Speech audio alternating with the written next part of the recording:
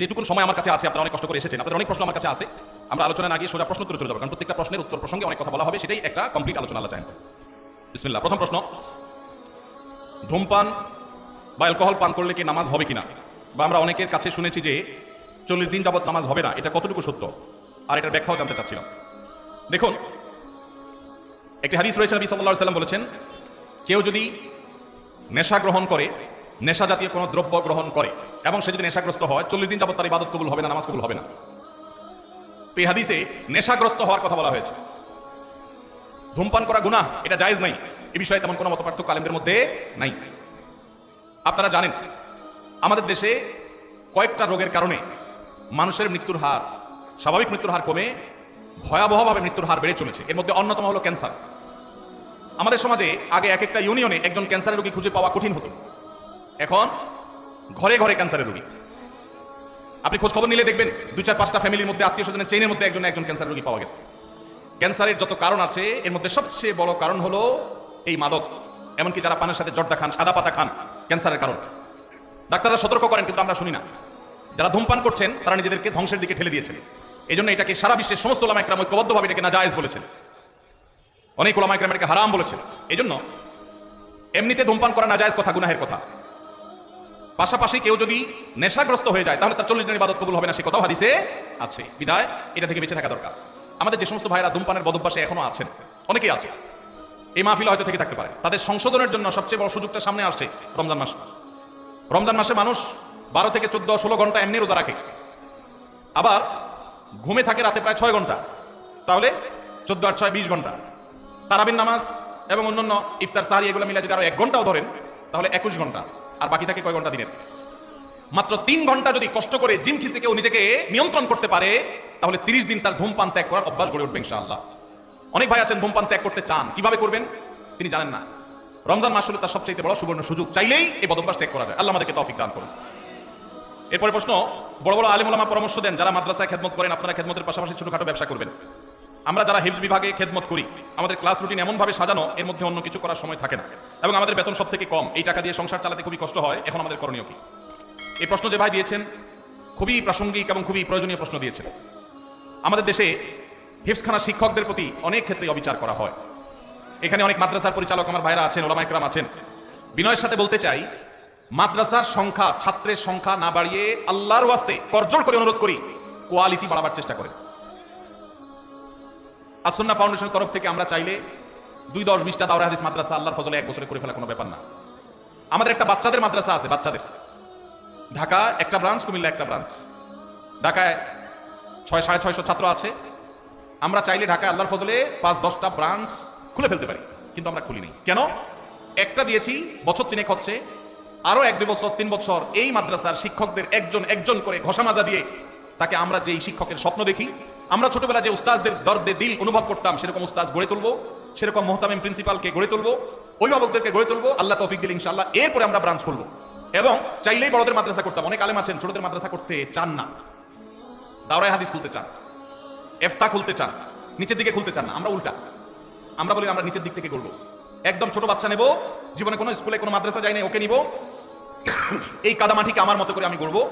এই ছেলেই এক সময় যুগের মুজাদ্দিদ হবে ইনশাআল্লাহ। আর আমি নিজ থেকে নানান বদভ্যাস এক এক মাদ্রাসা এক এক স্কুল থেকে এক একটা নিয়ে আসছে, ওই বুড়া বয়সে বাচ্চার পিছনে সময় দিব, ওইটা সময়টাকে আমরা নষ্ট সময় মনে করি। হ্যাঁ, তাদের পিছনে সময় দিতে হবে ভিন্নভাবে, কিন্তু আমরা কোয়ালিটি গড়ার চেষ্টা করি। ভাইরা আমার, যারা মাদ্রাসা পরিচালনা করেন আল্লাহর ওয়াস্তে ছাত্র সংখ্যা না বাড়িয়ে, বলতে ভালো শোনা যায় 500 ছাত্র, 600 ছাত্র, দাওরায়ে হাদিস আছে, ইফতা আছে, আদব আছে, এই গাল গল্প না দিয়ে এইটা বলার চেষ্টা করেন যে আমার এখানে শিক্ষকদের বেতন 20-30 হাজার টাকার নিচে নাই, আমার এখানে পরিচ্ছন্ন পরিবেশ, 5 স্টার 4 স্টার দরকার নাই, কমপক্ষে 2 স্টার মানের আছে। এটা বলেন যে আমার এখানকার বাচ্চারা, উস্তাদরা সবাই আল্লাহওয়ালা, তাহাজ্জুদ গুজার, এটা বলার মতো পরিবেশ গড়েন। সংখ্যা বাড়াবেন না। যেই পরিমাণ মাদ্রাসা এই দেশে আছে, যদি কোয়ালিটি ভালো থাকতো, সঠিক থাকতো, এই দেশের চেহারা বদলাই তার কিছু দরকার হতো না।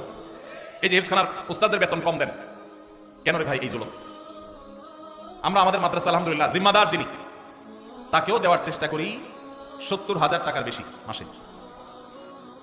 একজন মানুষ শহরে মিনিমাম চলতে চলতে তার যা দরকার সেটা যদি আপনি দিতে না পারেন, তখন সে তো ডান বাম উল্টাপাল্টা কাজ করবে। তার ভিতরে আল্লাহর ভয় কম থাকলে আর দুনিয়া তাকে পরিবর্তন করার চেষ্টা করবে। এই জন্য হেফজখানা শিক্ষকদের আল্লাহর ওয়াস্তে তাদের বেতন বাড়াবেন। আর দ্বিতীয়ত হলো, এই যে হেফজখানাগুলোতে যে মারধর হয়, এমন মারধর, এখন কমে গেছে আলহামদুলিল্লাহ, কিন্তু এখনো অনেক জায়গায় আছে। এই মারধর কেন হয়? এর যদি 10টা কারণ থাকে, তার একটা কারণ হলো একই ওস্তাদ ওই ভোর 4টা বাজে উঠছে, রাত 10টা পর্যন্ত উনি বসে আছে। মানুষ তো বেচারা, এই ছেলে পড়া পারতেছে না, ওই ছেলে দুষ্টামি করতেছে, এই সবগুলো তার ব্রেনের উপরে প্রেসার পড়ে। সকাল থেকে রাত পর্যন্ত এই একই জিনিস করতে করতে করতে করতে তার ভিতরে যে চাপ আসে, এই চাপের কারণে সে অনেক সময় দেখা যায় মেজাজ হারিয়ে ফেলে। ভাইরা আমার, ইসলাম তো আমাদেরকে ব্যালেন্স শিখিয়েছে, ব্যালেন্স। ইন্নাল্লাহা ইউহিব্বু ইযা আমিলা আহাদুকুম আমালান আন ইউতকিনাহু। আল্লাহ পছন্দ করেন কাজ যেটাই করবেন ভালোভাবে করবেন, ধানাই বানাই করবেন, দড়ি মাছ নাচুই পানি টাইপ করবেন, মাদ্রাসা দিবেন, হেফজখানা করবেন, 10টা হাফেজ বাইরে হবে আর 90টা ঝরে যাবে। এটা আল্লাহ তাআলা পছন্দ করেন না।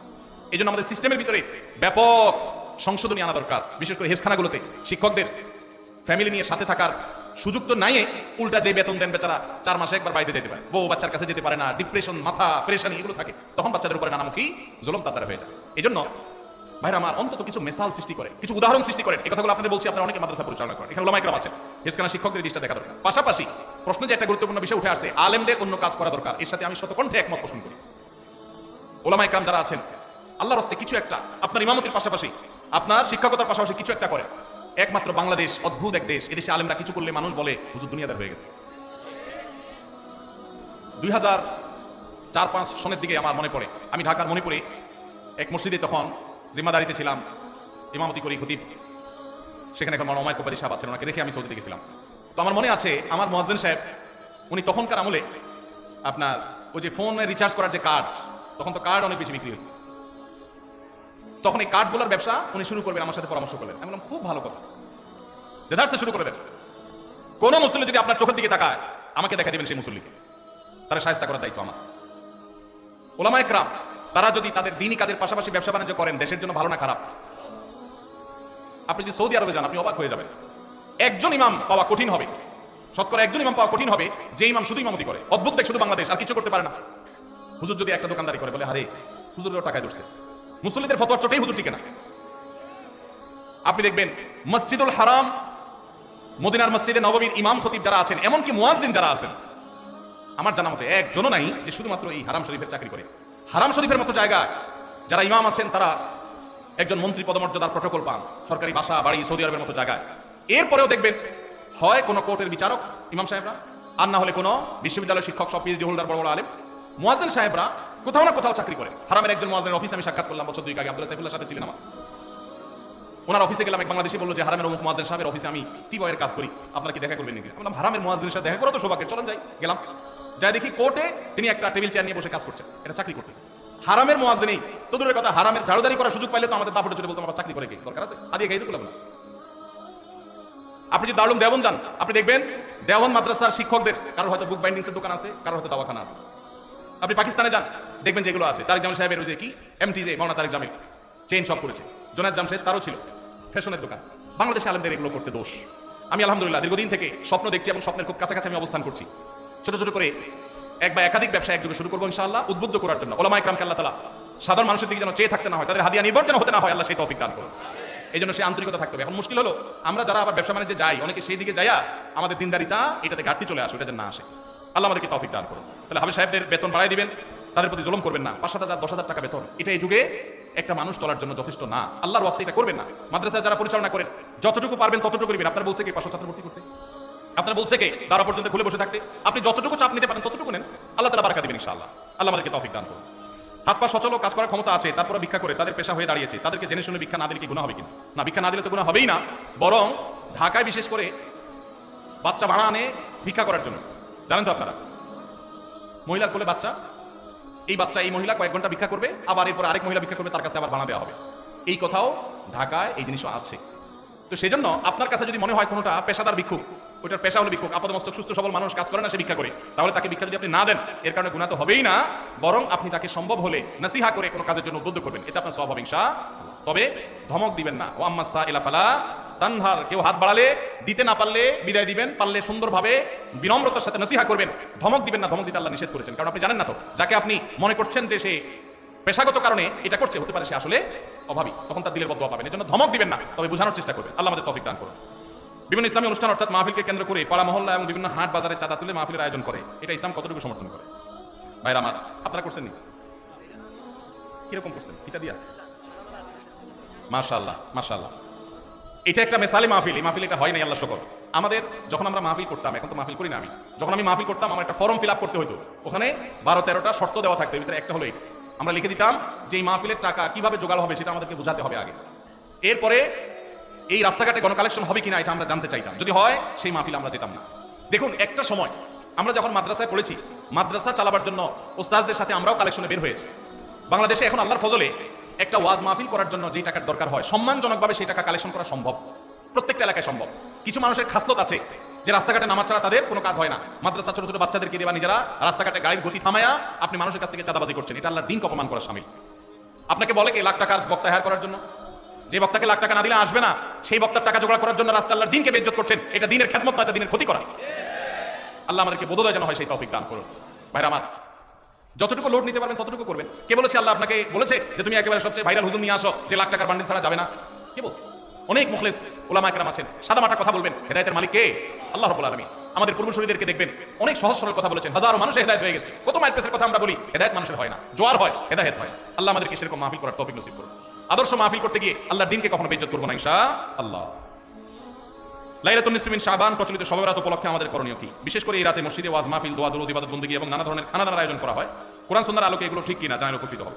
ভাইরা আমার, লাইলাতুন নিসফি মিন শাবান যেটাকে আমরা শবে বরাত বলি, এই লাইলাতুন নিসফি মিন শাবানে আল্লাহ তাআলা হিংসুক এবং মুশরিক ছাড়া বাকি মানুষদেরকে, বাকি মুসলমানদেরকে আল্লাহ তাআলা সাধারণ ক্ষমা ঘোষণা করেন মর্মে একটা হাদিস আছে। এছাড়া আরো বেশ কিছু হাদিস আছে যেগুলো কোরআন অনেকগুলো সনদের মধ্যে কিছুটা দুর্বলতা আছে, কিন্তু মোটের পরে এই রাতের ফজিলত সুসাব্যস্ত এবং প্রমাণিত। কিন্তু এর মানে এই নয় যে এই রাতকে কেন্দ্র করে আমরা যা করি আমাদের দেশে তার সব সঠিক। আমাদের দেশে লাইলাতুল বরাতে মানুষের যে ভিড় মসজিদগুলোতে, এটা তো ভালো জিনিস যে মানুষ মসজিদে আসছে, কিন্তু অন্যদিন না এসে এই রাতে বেশি আসার কারণটা? লাইলাতুল কদর বেশি ফজিলতপূর্ণ নাকি এই রাত বেশি ফজিলতপূর্ণ? লাইলাতুল কদরের সাথে কোনো তুলনা চলবে? সেই রাতে মানুষ কি এত বেশি ইবাদতের চেষ্টা করে? তাহলে এই রাতে এত বেশি চেষ্টার রহস্যটা কোথায়? রহস্য হলো আমাদের দেশে মানুষ মনে করে যে এই রাতে ভাগ্য ঠিক হয়, অতএব সারা বছর যাই করি না করি এই একটা রাত মসজিদে গিয়া আল্লাহ বিল্লাহ করে যদি সারা বছরের ভাগ্যটা ঠিকঠাক করা যায়, এরপর আর মসজিদে যায় কিনা। এই চালাকি করলে কি ভাগ্য ঠিক হয়ে যাবে? ভাইরা আমার, লাইলাতুন নিসফি মিন শাবানকে কেন্দ্র করে বহুবিধ বিদআত, বহুবিধ বাড়াবাড়ি, বহুবিধ কুসংস্কার আমাদের সমাজে আছে। এক সময় তো প্রচুর পরিমাণ পটকা ফুটাবাড়ি চলতো। আলহামদুলিল্লাহ প্রশাসনের ভাইরা প্রতি বছর নিষেধাজ্ঞা আরোপ করেন এবং এটা অনেকটা কমেছে, যেটা আমাদের নিরাপত্তা হুমকির মধ্যে আমাদেরকে ফেলে। দিনের নামে আমরা কখনো সেগুলো করতে পারি না। অনেক মসজিদে আলোকসজ্জা করা হয়, আলোকসজ্জা তো আপনি এমনিই করেন সারা বছর, কিন্তু এই রাতকে কেন্দ্র করে আলাদা করে আলোকসজ্জা করা, এই রাতকে কেন্দ্র করে ওই যে হালুয়া রুটি খাওয়ার একটা ব্যাপার এখনো আমাদের দেশে কোথাও কোথাও আছে। অনেকে মনে করে নবীজির দাঁত মোবারক শহীদ হয়েছেন উহুদের ময়দানে, তো তিনি হালুয়া খাইছেন, সেজন্য আমরা ভালো দাঁতে হালুয়া খাই। নবীজির দাঁত ভাঙে হালুয়া খাইছেন, আমাদের আস্ত দাঁতে আমরা কি খাই? হালুয়া খাই। আপনার বাপের ঠ্যাং ভেঙে গেছে, উনি একটা লাঠি দিয়া খোড়ায় খোড়ায় হাঁটে, আপনার আস্ত ভালো দুইটা ঠ্যাং আছে, আপনি বাপের মহব্বতে বলছেন বাবা তোমার পাওটা ভেঙে গেছে, সেই মহব্বতে আমি আমার ভালো পাও নিয়ে লাঠি দিয়ে আমি খোড়ায় খোড়ায় হাঁটতেছি। কি বলেন? বাপ খুশি হবে? খুশি হবে? বলবে এটা তো বেয়াদবি, তামাশা করতেছ আমার, আমার ভেঙাইতেছে। নবীজি সাল্লাল্লাহু আলাইহি ওয়াসাল্লাম দাঁত মোবারক শহীদ হয়েছে বাতিলের বিরুদ্ধে জিহাদ করতে গিয়ে, আপনি বাতিলের সাথে আতাত করবেন আর হালুয়া খায়া নবীজির সুন্নাত আদায় করবেন, এর চেয়ে বড় হাস্যকর জিনিস আর হতে পারে না। অতএব সব ধরনের বাড়াবাড়ি কুসংস্কার আমাদের বন্ধ করতে হবে। এমনকি এই রাত উপলক্ষে মসজিদে দোয়া দুরূদের জন্য সমবেত হওয়া, এই রাতে মানুষকে ডাকাডাকি করে একেবারে এই রাতের ফজিলতের জন্য মসজিদে সবাই একত্র হওয়াকে যারা জরুরি মনে করেন তারাও ভুলের মধ্যে আছে। ব্যক্তিগত ইবাদতে আল্লাহর ক্ষমা পাওয়ার জন্য চেষ্টা করতে পারেন, সেটা ভিন্ন বিষয়। আল্লাহ আমাদেরকে বোঝার তৌফিক দান করুন। আমাদের দেশে কেউ মারা গেলে 40 বা জমাত খাওয়ানো হয়, এটা জায়েজ আছে কিনা? ভাইরা আমার, বাংলাদেশের সবচেয়ে শক্তিশালী বিদাত হলো এই বিদাত। এর চেয়ে বড় শক্তিশালী বিদাত এই দেশে আর নাই। এই ঠিক বলা মানুষ বহু লোক আছে জমাত খায় বেড়ায়। এই বরগুনার আমাদের অফিসে কিছু স্টাফ আছে, বরগুনার 2-3 জন আমার পরিচিত, তো এরা আমি শুনছি যে তাদের একটা গ্রুপ খুলছে, তারা ফেসবুকে না যেন হোয়াটসঅ্যাপে গ্রুপ খুলছে, জমাত খাওয়ার গ্রুপ। কোথায় কখন কে মরে, কোথায় কার মরার খাওয়ানো হয়, ওই গ্রুপে জানা দিলে সবাই দলে দলে সেখানে চলে যায়। এটা তারা এক এক ইউনিয়নের এক একজন মিলে এটা করছে যাতে কোনো ইউনিয়নের জমাত যাতে মিস না হয়। তো ভাই, এটা হলো সবচেয়ে শক্তিশালী বিদাত। কেন? আমি একটা কথা প্রায় বলি, আপনি গুগলে গিয়ে, সবার হাতে হাতে এখন আজকাল মোবাইল আছে, স্মার্টফোন আছে, গুগলে গিয়া শ্রাদ্ধ লিখে সার্চ দিবেন, তালিবেশ রফালা আকার দয়ের পিঠে বড় ধ শ্রাদ্ধ, শ্রাদ্ধ লিখে যদি আপনি সার্চ দেন, আপনি দেখবেন সার্চের যে রেজাল্ট আসবে আপনার চোখ খুলে দিবে। কি? হিন্দুদের মধ্যে একটা ধারণা আছে, সেটা হলো যদি কোনো মানুষ মারা যায়, যে মারা যায় তার মৃত্যুর পর এলাকাবাসী আত্মীয় স্বজন সবাইকে দাওয়াত দিয়ে না খাওয়ানো হলে ওই লোক স্বর্গে সোনা দানা পায়, খাওয়ান পায় না, সে না খায় কষ্ট করে। এই জন্য ওই লোকের জন্য যে খানা দানার আয়োজন করে ওই অনুষ্ঠানের নাম হলো শ্রাদ্ধ। ওইটার নাম কি ভাই? শ্রাদ্ধ। গুগল করে দেখেন, পেয়ে যাবেন হাতের কাছে। আমাদের সাবকন্টিনেন্টে যেহেতু হিন্দু ভাইদের সাথে আমাদের সামাজিক সহাবস্থান আছে, তারা তাদের ধর্ম পালন করেন। আমি তাওহীদবাদী, আমি ইমানদার, সেই জায়গা থেকে আমি শিরকে আল্লাহর নিকট সবচেয়ে অপরাধ মনে করে বাঁচার চেষ্টা করি, কিন্তু তারটা তিনি করেন, তারটা তিনি করে, এটা তার ব্যাপার। কিন্তু তাদের সাথে মিশার ফলে তাদের অনেক সংস্কৃতি আমাদের মুসলমানদের মধ্যে চলে আসছে, আমরা টেরও পাই নাই। এই যে মানুষ মারা যাওয়ার পরে যে খাওয়ার অনুষ্ঠান মৃত ব্যক্তির ওয়ারিসদের উপরে চাপানো হয়, এটা ওই শ্রাদ্ধ থেকে এসেছে। এটা ইসলামে নাই। ইসলামে আছে উল্টাটা। উল্টা কি? একটা মানুষ মারা গেছেন, নবী সাল্লাল্লাহু আলাইহি সাল্লাম বলেছেন অমুক মারা গেছেন, তার পরিবারের লোকদের জন্য তোমরা খাবারের ব্যবস্থা করো। কেন? কারণ তাদের রান্না করার মতো মানসিক অবস্থা নাই। আমরাও সেটা করি, অবশ্য আপনারাও করেন। কেউ মারা গেলে তার আত্মীয় স্বজন, তার ছেলে মেয়ে, বউ বাচ্চাদেরকে খাওয়ান দাওয়ান দেন, 2 দিন 3 দিন একটু খাওয়ান টাউন পাঠান, এরপরে 40 দিনের দিন সুদে আসলে একসাথে উঠায় নেন। কি বলেন? খাবার পাঠান গামলা করে একটু, আর খাওয়ার সময় গোটা গরুটা খাই ফেলেন এলাকার মানুষ। বাপ মারা গেছে, আপনি খুশি না বেজার? খুশি না বেজার? আপনার মা মারা গেছে, আপনি খুশি না বেজার? যদি বেজার হন, খাওয়ানোর যত অপশন আছে, খাওয়ানোর যত উপলক্ষ আছে, মানুষ খাওয়ানো, এটা খুশি হয় না বেজার হইয়া? যেমন মানুষ বিয়ে করছে, খুশির চোটে অলিমা খাওয়ায়, এটা সুন্নাত। কারোর বাচ্চা হয়েছে, খুশি, এই জন্য সে আকিকা খাওয়ায়। কারোর ছেলেটা পাস করছে, সে খুশি হয়েছে, এই জন্য সে আটার দলা খাওয়ায়, মিষ্টি খাওয়ায়। কিন্তু আপনার বাবা মারা গেছে, আপনার তো মনের কষ্ট। আপনি যেভাবে জিয়াফত দিচ্ছেন, আপনি যেভাবে মেজবানি খাওয়াচ্ছেন, এটা দেখে তো মনে হচ্ছে আপনি অনেক খুশি যে বাপটা চলে গেছে, এখন জমি জমার ভাগ্যগুলো আমরা পাবো। এই উসুলা সবাই খাওয়াই। আল্লাহ আমাদেরকে হেদায়েত দান করুন। শক্তভাবে এই বেদাত আমাদের সমাজ থেকে দূর করতে হবে ইনশাআল্লাহ। আমাদের সচেতন হতে হবে। আপনার বাবা মা মারা গেছেন, ওনাদের জন্য আপনি কি করবেন? দোয়া করবেন, ইস্তেগফার করবেন, চোখের পানি ফেলবেন, দান সাদাকা করবেন। মাদ্রাসায় এতিম গরিব ছাত্ররা আছে, একবেলা খাবার টাকা দিয়ে দেন। মসজিদে কিছু ইট কিনে দেন, মসজিদের জায়গা কিনবে, সেখানে টাকা দিয়ে দেন। একজন গরিব মানুষকে কিছু টাকা দিয়ে দেন। মুর্দার তরফ থেকে সাদাকা করলে তার সব মুর্দা পায়, সেটা আপনি করেন। কিন্তু এই যে অন্য ধর্মের মানুষদের মতো করে খাবার অনুষ্ঠান যেটা করছেন, এটা সুন্নাহর খেলাফ। সুন্নাহ হলো মৃত ব্যক্তির পরিবারকে খাওয়ানো, তাদের কাছ থেকে খাওয়াটা সুন্নাত নয়। আল্লাহ আমাদেরকে বুঝার তৌফিক দান করুন। মুশকিল হলো এটা যদি আপনি না করেন, আজকের ওয়াজ শোনার পর এলাকাবাসী বলবে অমুক লোকটা মারা গেছে, কি ছেলে মেয়ে রেখে গেছে, কারো একটা হাত দোয়াইলো না। বলবে কিনা বলেন? কেন আপনার হাত আরেকজন দোয়াইতে হবে? আপনার হাত কি লুলা হয়ে গেছে? হ্যাঁ, আরেকজন হাত দোয়াইতে হবে, নিজের হাতে যদি পারেন না। হাত দোয়ানো মানে খাওয়ানোর, তাই না? এলাকাবাসী বহু কিছু বলবে, কিন্তু আপনি অটল থাকবেন যে আমি ইনশাআল্লাহ এগুলো করবো, আমার বাবার জন্য মায়ের জন্য যেটা করলে সওয়াব হবে সেটা আমি করবো। নবীজি সাল্লাল্লাহু আলাইহি ওয়াসাল্লামের কাছে এক সাহাবী এসে বললেন, ইয়া রাসূলুল্লাহ, আমার মা মারা গেছেন, আফা আহুজ্জু আনহা, আমি কি তার পক্ষ থেকে হজ করতে পারি? নবীজি বলেছেন, নাম, অবশ্যই করতে পারো। এগুলো হলো সুন্নাত। আমরা সুন্নাত বাদ দিয়ে এখন বেদাতকে আলিঙ্গন করে ফেলেছি। আল্লাহ আমাদেরকে হেদায়েত দান করুন। খাতনার অনুষ্ঠানে গোশতের পরিবর্তে বারবার ঝোল দেওয়ার কারণে সংঘর্ষের 4 জন আহত হয়েছে। এই ন্যারো মানসিকতা আমাদের দেশে দিন দিন বেড়ে চলেছে। এর কারণ কি বলে আপনি মনে করেন? ভাইরা আমার, পত্রপত্রিকা নিউজ হয়েছে এই বিষয়ে, আমার যতটুকু মনে পড়ে আমিও দেখেছি, আপনারা হয়তো অনেকে দেখেছেন। এটা অবশ্য নতুন না। বিয়ের বাড়িতে চিংড়ির সাইজ যা দেওয়ার কথা ছিল বা এক্সপেক্ট ছিল তার চেয়ে একটু ছোট, এই কারণে মারামারিতে একজন নিহত। এদের ঘটনা প্রায় আপনারা শুনেন না পত্রপত্রিকা। স্ত্রীকে জামাটা ইস্তারি করে দিতে বলছে, বেচারি ভুলে গেছে, এই জন্য তালাকি দিয়ে দিচ্ছে। শুনেন কি শুনেন না? এই যে অসহনশীলতা, এই যে অসহিষ্ণুতা, এটা আমাদের সমাজে বাড়ছে। বিশেষ করে প্রশ্ন যেটাতে আসছে যে খাতনার অনুষ্ঠানকে কেন্দ্র করে এটা হয়েছে, কেন এটা হয় ভাই?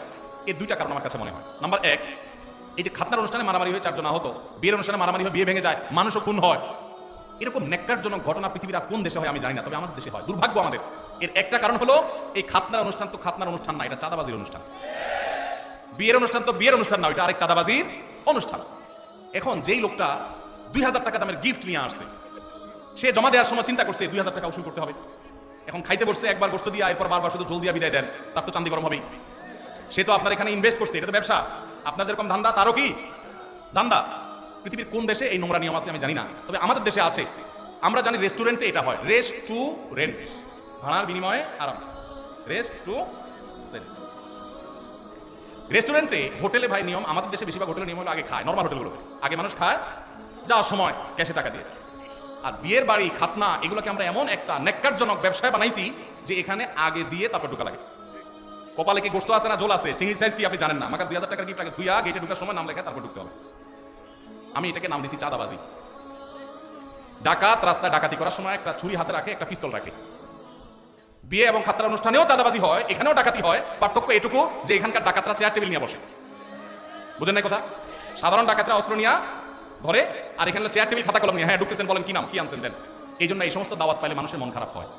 অনেক মধ্যবিত্ত, নিম্ন মধ্যবিত্ত মানুষ আছে, নিজে চলতে কষ্ট হয়, কিন্তু বিয়ের একটা কার্ড ধরে দিছে, খাতনা একটা কার্ড ধরে দিছে, না গেলে বলবে বকিল, আর গেলে টাকা দিতে হবে। খাবে না 500 টাকা, দিতে হবে 2000 টাকা। এটা কি জায়েজ না জায়েজ কাজ?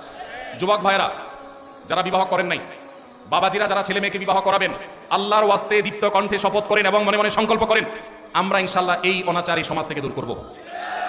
আপনি খাতনা করাবেন, খাতনা অনুষ্ঠান করবেন, কয়েকজন মানুষকে মেহমানদারি করবেন, ভালো জিনিস খাওয়ান, অসুবিধা নেই, কোনো আলেম নিষেধ করেন নাই তো এটা। কিন্তু আপনি সেটাকে ব্যবসা বানায় নিছেন। আপনার যদি খাবারের ব্যবসা করার এত প্ল্যানই থাকে, এই দাওয়াতের নামে নাটক না করে আপনি রেস্টুরেন্ট খুলে বসেন, খানা বেচবেন, 500 টাকার খানা খাওয়াবেন, হাদিয়া নেবেন 2000। অনেক জায়গা আগে থেকে যোগ বিয়োগ করা হয়, মেহমান দাওয়াত দিব 500, খরচ হবে এত, এক একজন এবারে যে 1000 করে আনলো, লাভ থাকবে এত। এটা কি ব্যবসা না? ব্যবসা না। এই ব্যবসার অনুষ্ঠান করতে আমাদের লজ্জা হওয়া উচিত। যুবক ভাইরা, বিয়ের কার্ডে লিখে দিবেন অনেক জায়গায় অনেক যুবকরা শুরু করেছেন, আমি দেখেছি মাশাআল্লাহ, বিয়ের কার্ডে লিখে দিবেন বিবাহ একটি সামাজিক অনুষ্ঠান এবং একটি ইবাদত, একটি আমল, অতএব আমার এই বিবাহে আপনি এসে আমাদের ধন্য করবেন, অনুগ্রহ করে কোনো উপহার উপঢৌকন আনবেন না, আনলে সেটা গ্রহণ করার ব্যবস্থা থাকবে না। কলিজা আছে? কার কার কলিজা আছে হাত তুলেন দেখি। আল্লাহ আমাদের তৌফিক দান করুন। ভাইরা আমার, যৌতুক এই সমাজের বুকে চেপে থাকা একটা জগদ্দল পাথর ছিল। এই মাহফিলের মঞ্চ থেকে, মসজিদের মিম্বর থেকে ওলামা একরাম যৌতুককে এই দেশে জাদুঘরে পাঠিয়ে দিয়েছেন। অনেকে আছেন আলেমদের এই সমাজে অবদান খুঁজে পায় না, তাদেরকে বলছি যে ওলামা একরাম মাদক, যৌতুক, এই সমস্ত সামাজিক অভিশাপগুলো একটা একটা করে দূর করে দিয়েছেন। অতএব আমাদেরকে এই বিবাহ খাতনার নামে যে চাঁদাবাজি হয় সেগুলো বন্ধ করতে হবে ইনশাআল্লাহ। সবাই চেষ্টা করবো তো ইনশাআল্লাহ। আরেকজন যদি মনের কষ্ট নিয়ে একটা হাদিয়া দিয়ে যায়, একটা হাদিয়া দিয়ে গেল, একটা ডিনার সেটিনে দাওয়াত খাইল, কিন্তু তার মনের কষ্ট আছে, গরিব মানুষ বা মধ্যবিত্ত মানুষ অনেক কষ্ট করে নিম্ন মধ্যবিত্তের মানুষ এটা কিনছে, কিন্তু আত্মীয়স্বজন দাওয়াত না দিলে মানে গেলে না গেলে মানে থাকে না, সে নিয়ে আসে, মনে খুশি নাই। নবী সাল্লাল্লাহু আলাইহি ওয়াসাল্লাম বলেছেন, লা ইয়াহিল্লু মালু ইমরিইন মুসলিমিন ইল্লা বিতিবি নাফসি, কোন মুসলমানের সম্পদ তার মনের সন্তুষ্টি ছাড়া দিলে সেটা গ্রহণ করা হালাল হবে। তাহলে আপনি হারাম খাচ্ছেন। আল্লাহকে আমরা ভয় করবো, চেষ্টা করবো তো ইনশাআল্লাহ। এই যে খাতনার অনুষ্ঠানে মারামারি, বিয়ের অনুষ্ঠানে মারামারি, এর একটা কারণ হলো এইটা যে এটাকে চাঁদাবাজি বানাই নিছেন। এই জন্য জৈসা করনা ওয়াইসা ভরনা, যেমন করবেন অমন পাবেন। নাম্বার 2, দ্বিতীয় কারণ হলো আমাদের মন মানসিকতাগুলো দিন দিন এত বেশি ভোগবাদী হয়ে উঠছে, আমাদের শিক্ষিতের হার বেড়েছে, মনুষ্যত্বের হার বাড়ে নাই। আমাদের দেশে শিক্ষিত মানুষের হার বেড়েছে, ভালো মানুষের হার বাড়ে নাই, কমেছে। যার কারণে সর্বত্র দেখবেন দুর্নীতি, অপশাসন, অন্যায়, অনাচার ভরে গেছে। এই জন্য আমাদের সমাজে, আমাদের শিক্ষা প্রতিষ্ঠানগুলোতে, আমাদের জাতীয় কারিকুলামে, আমাদের স্কুল কলেজে ধর্মীয় শিক্ষা বাধ্যতামূলক করতে হবে। এগুলো আমাদের সন্তানদেরকে মনুষ্যত্ব শিখাবে, নৈতিকতা শিখাবে, আদর্শ শিখাবে। যতদিন আমাদের শিক্ষা প্রতিষ্ঠানগুলোতে, পরিবারগুলোতে দিনের চর্চা ছিল, ততদিন মানুষ এত নিচে নামে নাই আলহামদুলিল্লাহ। এখন দিনদারিতা কমছে, মানুষ পশুত্বকে হার মানিয়ে দিচ্ছে। আল্লাহর রাস্তে আমরা সহনশীলতার চর্চা করবো, আমাদের মধ্যে সবর কমে যাচ্ছে, বেসবরি বাড়ছে। নফল আমল করা মানুষ পাবেন, ওয়াজ মাহফিলে আসার মানুষের অভাব নাই, কিন্তু চুন থেকে নুন খসলেই চান্দি গরম হয়ে যায়। ভালো না খারাপ? ভালো না খারাপ? যে নিজের রাগকে সংবরণ করতে পারে না সে কি ভালো মুসলমান? যে রাগকে সংবরণ করতে পারে। আপনি গিয়েছেন একটা দাওয়াতে, অনেক মানুষকে বড় মুখ করে নিয়ে গেছেন, যারা দাওয়াত খাওয়াচ্ছে তারা একটু ছোট লোকই করছে, হয়তো একটু মেহমানদারিতে কমতি করছে, কিন্তু তাই বলে আপনি সেখানে গন্ডগোল, ফাসাদ, ঝগড়া লাগাবেন? আপনার চাইতে নিচু মানুষ তো আরেকজন হতে পারে না। এই জন্য যুবক ভাইরা নিজেদেরকে ধৈর্যশীল বানানোর চেষ্টা করবো তো ইনশাআল্লাহ।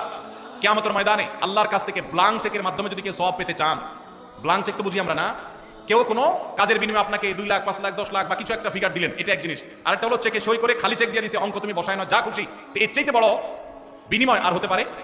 আল্লাহ রাব্বুল আলামিন কিয়ামতের ময়দানে ব্লাঙ্ক চেকের মতো বিনিময় দিবেন, একটা আমলের বিনিময়। বলবো সেটা কোনটা? আল্লাহ বলেছেন কোরআনে, ইন্নামা ইউওয়াফাস সাবিরুনা আজরাহুম বিগাইরি হিসাব। ধৈর্যশীলদের, যারা নিজেদেরকে সংবরণ করতে পারে, চান্দি গরম হলে উল্টাপাল্টা বলে ফেলে না, করে না, সবসময় সবর করে। সবরের যে 3টা প্রকার আছে, ইবাদত করতে গিয়ে সবর, পাপ কাজ ছাড়তে গিয়ে সবর।